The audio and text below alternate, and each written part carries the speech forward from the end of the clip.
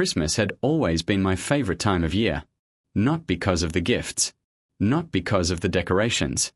But because it was the one night every year when the world seemed to slow down enough for people to remember what mattered. Family.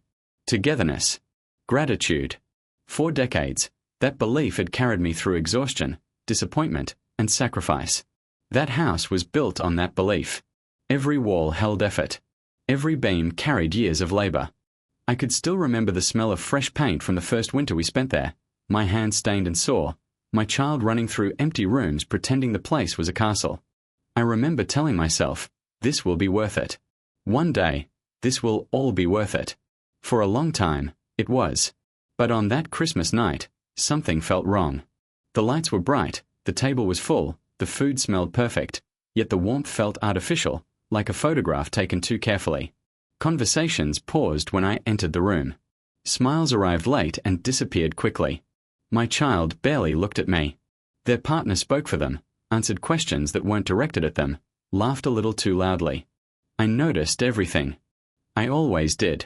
Still, I told myself I was overthinking. When you grow older, you learn not to accuse before you're certain. You learn to give people space, especially your children. You convince yourself that silence is maturity, that patience is wisdom. Dinner began the way it always did. Plates were passed. Candles flickered. The smell of roasted meat and spices filled the air, heavy with memory. I sat in my usual chair, the same one I had sat in for years, straight-backed and quiet. I didn't speak much. I listened. Then my child stood up. At first, no one reacted. Standing during dinner wasn't unusual. Sometimes they made a toast, sometimes a joke. But this time, the room shifted. Their posture was rigid. Shoulders squared. Fingers tightened around the glass as if they needed something solid to hold onto. "We've decided," they said. That single word, "we," hit me harder than anything else. The room went silent. Forks froze midair. Chairs stopped creaking. Even the clock on the wall seemed louder. I looked at them, waiting. "You're no longer part of this family. You need to leave," they continued, voice flat, rehearsed. For a moment, my mind went blank. Not shock, disbelief. Parents aren't supposed to be dismissed. Fathers aren't voted out like unwanted members of a committee. I had raised them, fed them, protected them, loved them even when they disappointed me, even when they hurt me. I searched their face for hesitation. There was none. Then I saw their partner. Arms crossed. Lips curved into something that wasn't quite a smile, more like satisfaction. They didn't look surprised. They looked prepared. That was when everything inside me changed. My heart didn't race. It didn't break. It slowed. A calm settled over me so suddenly it almost frightened me. Years of small, uncomfortable moments rushed forward and arranged themselves into clarity. The dismissive tone, the private conversations that stopped when I entered the room, the way decisions about my house were made without me. This hadn't started tonight. This had been planned. I smiled. That confused them. I reached down beside my chair and picked up a thin folder I had brought without fully understanding why. It wasn't dramatic. It wasn't thick. But it was enough. I held it out. "A parting gift," I said quietly. The moment the room realized this wasn't going to unfold the way they expected. They hesitated before taking it. Confidence flickered in their eyes. They opened it slowly, scanning the first page. Their expression shifted, just slightly, but I noticed. Dinner was forgotten. The food cooled untouched. Steam faded. The warmth of the meal dissolved into tension. My child began pacing, agitation replacing authority. "You're sitting on money while we are drowning," they snapped. "You don't need this house. You don't need all of it. You should be helping us." Helping. The word echoed in my chest. I had helped my entire life. I remember driving home late at night, hands aching, eyes burning, telling myself it was worth it because my children would never struggle the way I had. I remembered skipping things I wanted so they could have things they needed. I remembered believing that sacrifice was love. And now, that same sacrifice was being called greed. Across the table, their partner leaned back in their chair, completely comfortable. Nails tapped against the wood. Slow, deliberate taps. Not nervous. Not uncertain. Confident.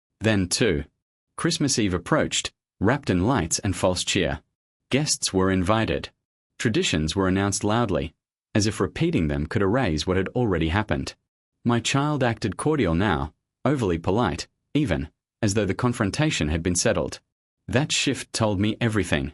They believed the outcome was inevitable. That belief was their mistake. On Christmas Eve morning, I stood in front of the mirror longer than usual. Not to admire myself, but to steady myself. I didn't see an old man looking back. I saw someone who had endured quietly for too long and finally understood the cost of that endurance. I dressed carefully. Downstairs, the house buzzed with activity. Guests would arrive soon. Their partner supervised everything with visible authority, directing movements, rearranging furniture, acting like the house had already changed hands. No one asked for my opinion. No one needed to.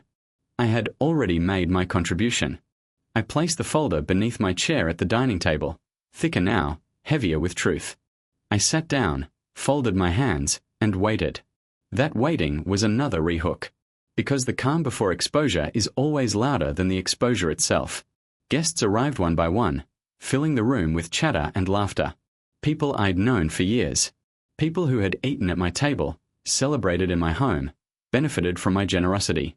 They smiled at me, unaware of the storm sitting inches from my feet. Dinner was served. Plates clinked. Glasses filled. Conversation flowed, forced but functional. I listened more than I spoke, watching carefully. Confidence and ease had returned to my child, almost as if nothing had happened. Too easily. Halfway through the meal, they stood up again. This time, there was no hesitation. "We've been talking," they said loudly, smiling, "and we think it's time to make some changes around here." The room quieted. Again. "We've decided this house is too much responsibility for him," they continued, gesturing vaguely in my direction. "It's time for him to move on and let the next generation take over." I didn't react. I let the silence stretch.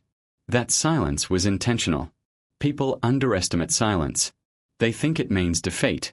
But silence, when chosen, is power. It forces others to fill the space, to reveal themselves. I reached down and lifted the folder. "A parting gift," I said calmly, for the second time in as many nights. That phrase landed differently now. They frowned, confused, but took it. Opened it. And then the room changed. I watched their face drain of color as they turned pages faster than they meant to. Their partner leaned in, eyes scanning, confidence evaporating with every line. "What is this?" they demanded, though their voice had already lost its edge. "The truth," I replied evenly. "All of it."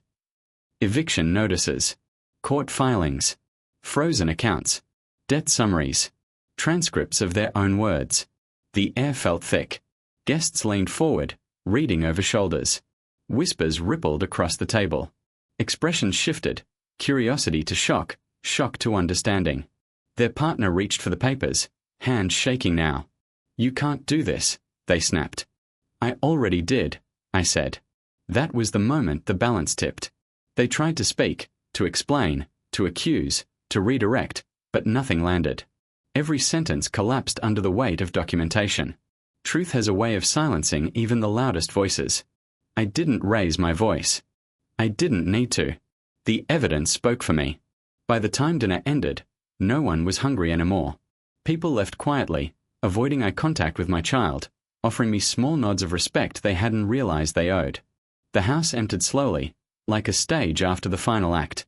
When the door finally closed behind the last guest, the silence felt different. It felt earned. But the story wasn't over yet. Because consequences don't end at exposure. They begin there. The house didn't feel like a victory. That surprised me. After everyone left, after the murmurs, the hurried goodbyes, the forced smiles, I stood alone in the dining room. The plates were still on the table. Cold turkey. Congealed gravy. Wine glasses with fingerprints on the rims. Evidence of a moment that had shattered something permanently. I didn't feel rage anymore. Rage burns fast. What I felt was heavier. Slower. Grief. My partner finally spoke behind me. "You didn't have to do that," they said quietly. I turned. Eyes red but dry. They had already cried everything they had. "Yes," I said. "I did." You humiliated them. No, I replied. I corrected them. They looked at me for a long time, as if seeing a stranger. Maybe I was. Maybe that version of me, the one who swallowed insults to keep peace, had died tonight. You chose money over family, they whispered. I shook my head. No. I chose truth over manipulation.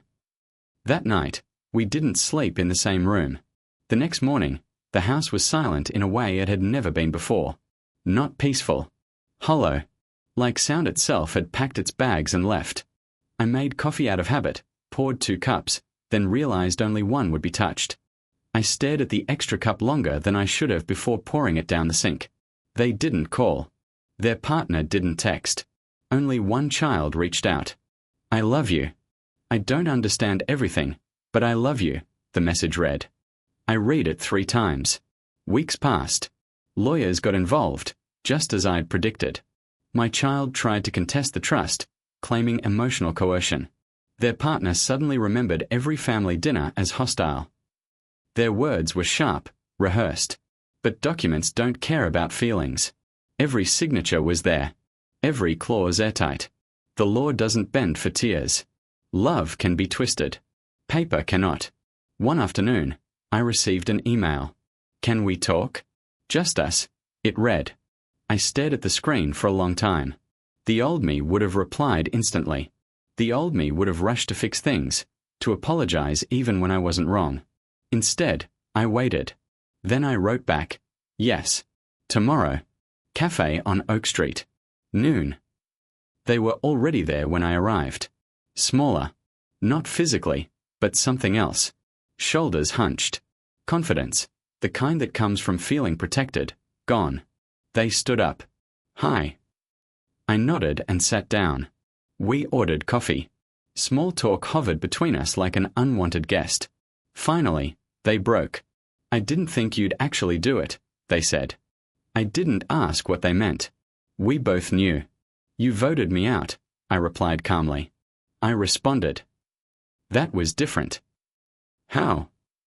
I asked. Explain it to me. You're my parent, they said. Yes, I said.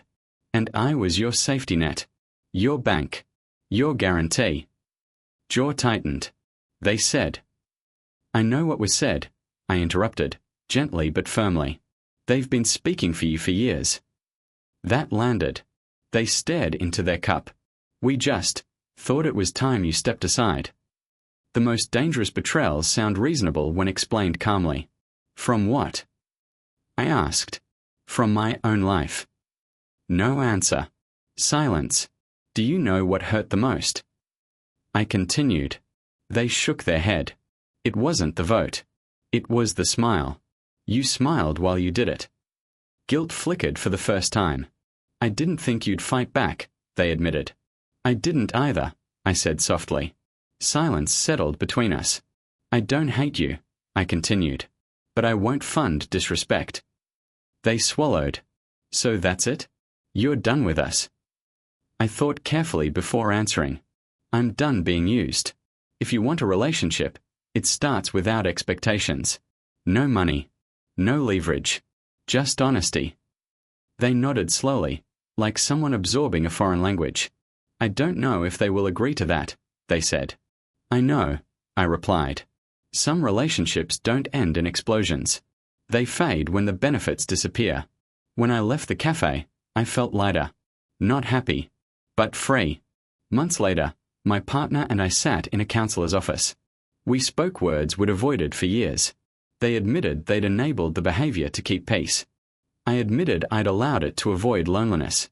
We didn't magically fix everything, but we stopped lying. One child visits often now. Just them.